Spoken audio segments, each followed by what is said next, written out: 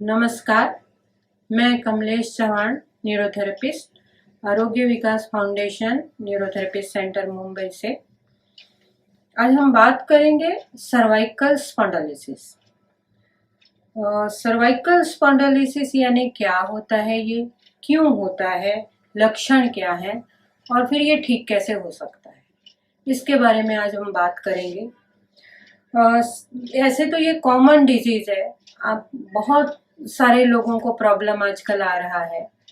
इसमें जो हमारी गर्दन होती है उसके 7 वर्टिब्रे हैं, 7 मनके हैं जिनके अंदर कुछ ना कुछ प्रॉब्लम आता है और जिसके कारण हमारे नेक, शोल्डर, आर्म्स में, हाथों में, सभी जगह पे दर्द आ सकता है, टिंगलिंग आ सकती है, नमनेस हो सकती है।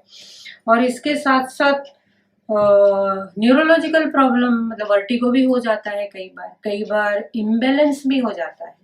मतलब चलता है आदमी लड़खड़ा के चलता है, मतलब कोई सोच भी नहीं सकता कि इतना सा गर्दन के दर्द से व्यक्ति इतने चक्कर आके गिर सकता है। वो उठते बैठते टर्न लेते हर बार उसको चक्कर आने लगते हैं और डॉक्टर भी 2-3 रीज़न बताते हैं कि हाँ, आपके कान में तकलीफ हो सकती है, सर्वाइकल स्पॉन्डिलोसिस हो सकता है या कोई ब्रेन में प्रॉब्लम हो सकता है। तो एक दवाई उनको दे दी जाती है। पर ये ऐसी चीज़ें होती क्यों हैं? अभी कारण में तो बहुत सारे कारण हैं, जैसे लोगों को मतलब ज़्यादातर आजकल टीवी, मोबाइल, लैपटॉप यूज़ करते हैं और कंटिन्यू हाथ उनके ऐसे ही रहते हैं। और अभी तो मैंने लॉकडाउन में तो बहुत लोगों को देखा है। ये लॉकडाउन में ऐसे काम दूसरे हैं नहीं, घर में बैठे हैं तो हर व्यक्ति मोबाइल पे रहता है। औरतें, बच्चे, बड़े, बूढ़े, सभी लोगों के लिए टीवी देखना या फिर लैपटॉप या मोबाइल पे बैठना। फिर वर्क टू होम था, उसमें भी लोग पूरा दिन फ़ोन पे काम करते हैं या लैपटॉप के करते हैं और वो पूरा दिन बैठ के उनके हाथ यही पोजीशन में रहते हैं और यहाँ पूरा स्टिफनेस आ जाता है। कंटिन्यू 8-8 घंटे, 5-5 घंटे एक ही जगह पे बैठना। फिर कई लोग मोबाइल पे ऐसे ही रहते हैं तो वो ये गर्दन के ये भाग पूरा मतलब स्टिफ होने लगता है, मसल स्टिफ होने लगते हैं। और इसके साथ साथ रॉन्ग पोस्चर में बैठने से भी ये प्रॉब्लम आ सकता है। कभी कभी कोई एक्सीडेंटली या झटका लगने से भी वर्टिब्रा में मनके खसक जाते हैं, उससे भी प्रॉब्लम आ सकता है। सबसे पहले जब ये प्रॉब्लम आता है तो थोड़ा थोड़ा दर्द शुरू होता है कि हमारे नेक में थोड़ा शुरू हो गया है दर्द, बाद में लगता है शोल्डर भी दर्द हो रहा है और धीरे धीरे ये दर्द बढ़ता जाता है। तो जब दर्द बढ़ता जाता है फिर हम डॉक्टरों के पास जाते हैं, एक्सरे निकालते हैं या एमआरआई निकालते हैं और हमें पता चलता है कि हमारे ये पोर्शन में नेक में कुछ प्रॉब्लम हो चुका है। और फिर हम तकलीफ ऐसी होती है कि गर्दन घुमाने में तकलीफ है, ज़्यादा देर पढ़ने में तकलीफ है, रोटियां बेलने में तकलीफ है, मतलब हर चीज़ में तकलीफ होती है। कभी कभी तो हमें लिख भी नहीं पाते हैं, इतनी तकलीफ हो जाती है। और क्या होता है, जो सर्वाइकल में जो ये स्पाइनल कॉर्ड है उसके साथ साथ स्पाइनल नर्व होती है। स्पाइनल नर्व को अगर डैमेज हुआ, कुछ इन्फ्लेमेशन आ गई या उसके अंदर कोई डिस्क थोड़ी सी नीचे आ गई तो ये स्पाइनल जो नर्व है ये अगर कहीं दब रही है, कहीं इसके अंदर सूजन आ गई है तो फिर ये जो दर्द है वो बहुत ज़्यादा होता है। और वो दर्द नेक तक ही नहीं रुकता है कि आपके हाथों में, आपके चेस्ट में, आपके शोल्डर ब्लेड तक पहुंच जाता है। और कभी कभी तो चेस्ट पेन ऐसा होता है कि लोगों को लगता है कि हार्ट का ही प्रॉब्लम है या हमें हार्ट अटैक आ गया। लेकिन जैसे जैसे सर्वाइकल की का इलाज होता है, सर्वाइकल स्पॉन्डिलोसिस का, वैसे वैसे वो चेस्ट पेन भी निकल जाता है। तो ये सर्वाइकल स्पॉन्डिलोसिस के कारण इतने सारे प्रॉब्लम आ सकते हैं। इसके कारण उम्र के साथ एक तो हमारे बोन घसते हैं, हमारे जो भी केमिकल एंजाइम वो शरीर में कम बनने लगते हैं और जिसके कारण बोन के ऊपर असर होता है।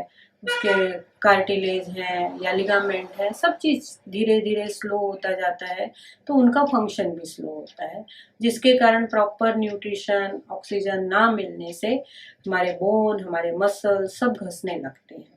और फिर थोड़े से कारण से कभी हम झुके, कभी हमने वजन उठा लिया, हम गिर गए, कोई भी कारण से वर्टिब्रे एक दूसरे के ऊपर दब जाती है, और जिसके कारण फिर हमें वो स्पाइनल नर्व दबने से तकलीफ हो सकती है। हमारे वर्टिब्रा में एक सर्वाइकल का 5 और 6 नंबर मणका है आप लोगों को, और एक पहला और दूसरा, ये 2 मणके ऐसे हैं कि फर्स्ट सेकंड के अंदर अगर प्रॉब्लम कुछ हो गया तो वो हमारा ब्रेन के अंदर ब्लड सप्लाई होता है, वहां से मैसेज वहां से ब्रेन के अंदर जाते हैं, और वहां प्रॉब्लम होने से, वो दबने से, घसने से या इन्फेक्शन होने से हमें चक्कर आते हैं और हमें वर्टिगो हो जाता है। और 5 और 6 नंबर के अंदर क्रॉस कनेक्शन, मतलब नव जो ब्रेन से आती है दोनों साइड से, और यहाँ पर 5 नंबर और 6 नंबर के बीच में क्रॉस होती है। ये जो क्रॉस होती है ना, अगर यहाँ कभी मार लग जाए तो बंदा पैरालाइज भी हो सकता है, जिसके कारण इम्बैलेंस होता है, बंदा लड़खड़ा के शराबी की तरह चलता है। तो ये भी सर्वाइकल स्पॉन्डिलोसिस में हो सकती हैं चीज़ें। तो इसको बहुत मामूली या हल्का नहीं समझना चाहिए, पहले दिन से ही इस पे ध्यान देना चाहिए। और छोटे बच्चों में भी प्रॉब्लम आते हैं, बड़ों में नहीं, छोटे बच्चों में भी। छोटे बच्चों के भी कैल्शियम की कमी, विटामिन डी की कमी, B12 की कमी आजकल होती है। खाने पीने में जंक फूड ज़्यादा खाना, घर का खाना कम खाना, जो न्यूट्रिशन चीज़ें हैं उनको कम लेना, ये आजकल बच्चे कोल्ड ड्रिंक बहुत पीते हैं, या कॉलेज के बच्चे भी बहुत cold drink, junk food in पे रहते हैं। तो ये सारी चीज़ें हमारे शरीर के अंदर के सिस्टम का नुकसान करती हैं, और इस प्रकार से कई बार हमारे मणकों में सूजन आ गई, प्रेशर बहुत बढ़ गया, वहाँ पर विटामिन डी लो होने से कैल्शियम या बहुत सारे मिनरल्स या मैग्नीशियम या फास्फोरस, इनकी कमी आती है, क्योंकि विटामिन डी इनको इंटेस्टाइन से लेके हमारे बोन और मसल सेल में डालता है। अगर विटामिन डी कम है तो ये चीज़ें कम होनी ही होनी है, जिसके कारण फिर मन के हमारे मतलब वर्टिब्रे और वहाँ के मसल्स वीक होने शुरू हो जाते हैं। तो फिर इसमें दर्द शुरू हो जाती है, और इसके बाद धीरे धीरे ये ठीक कैसे होता है? इसके ठीक होने के लिए मतलब अब एलोपैथी में तो जो है दवाइयाँ वगैरह खाते हैं लोग, लेकिन न्यूरोथेरेपी में हम इसके जो कैल्शियम मेटाबॉलिज्म बिगड़ा है इसको ठीक करते हैं। इसमें विटामिन डी लो है या B12 लो है, तो उनको खाने पीने में डाइट में बताया जाता है कि इस प्रकार की चीज़ें खाइए जिससे वो बढ़े। कई लोग वो कहते हैं कि हम धूप में आधा आधा घंटा बैठते हैं फिर भी हमारा विटामिन डी लो है। तो इसका कारण होता है धूप में बैठने के बाद भी विटामिन डी एब्जॉर्ब नहीं हो रहा है, क्योंकि आपका लीवर वगैरह वीक है। तो उन ऑर्गन को ठीक करने के बाद ये आप धूप में बैठेंगे तो आपका विटामिन डी एब्जॉर्ब होने लगेगा, और आपके बोन और मसल मजबूत होने लग जाएंगे। तो इस प्रकार से हम न्यूरोथेरेपी में डाइजेशन को ठीक करते हैं, अल्कलीन एसिड का जो इनबैलेंस है उसको ठीक करते हैं, और सर्कुलेशन ठीक करते हैं।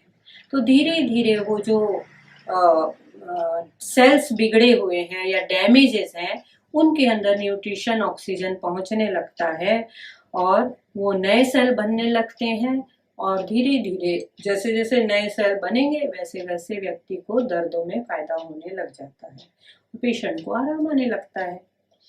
इस प्रकार क्रॉनिक पेशेंट है तो थोड़ा ज़्यादा टाइम लगेगा, क्योंकि उसके अंदर सारा ज़्यादा बिगाड़ हुआ होगा तो उसको टाइम लगता है, और जिसको अभी अभी प्रॉब्लम हुआ, सिर्फ स्पाज्म है, वो बहुत जल्दी ठीक हो जाता है।